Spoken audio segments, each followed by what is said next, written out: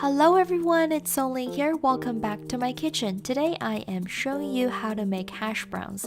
I love potatoes in general, and if it's got a crispy golden brown crust, I'll love it even more. If you've had good hash browns before, then you'll know exactly what I'm talking about. And if you haven't, well, you're missing out big time, and you need to try this recipe right away, like today. As always, the list of ingredient and amount will be in the description box below. For good hash browns, you want to use baking potatoes because of their high starch content.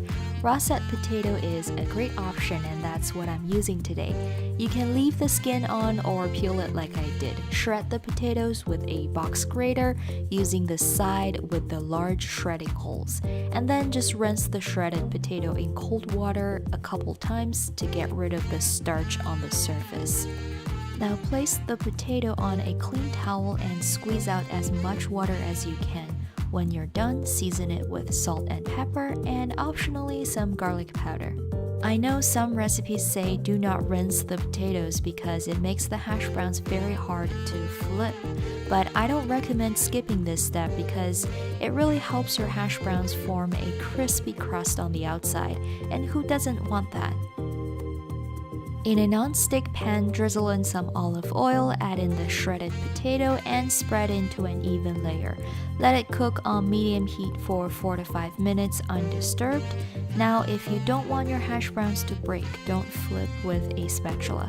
Just cover the pan with a plate, flip, and then carefully slide the hash browns back into the frying pan. This is not hard to do, just be careful and don't burn your fingers.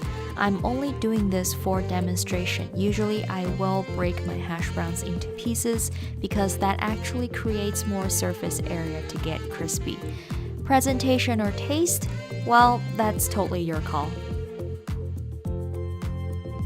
Let the side cook for another 5 minutes or until it's golden brown and transfer onto your serving plate.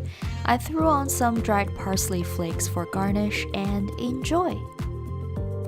Usually I make hash browns in the morning with, all the other breakfast or brunch items, but sometimes I'll just make it and have it for dinner, like right now. I hope you enjoyed this video. Leave a comment down below. I would love to hear from you. Subscribe if you haven't. I post new videos every Monday and Thursday. Also, a fellow subscriber recently tried my Brussels sprout recipe and sent me a picture. Awesome job. I love it. Thank you so much for watching, and I will see you in my next video. Bye!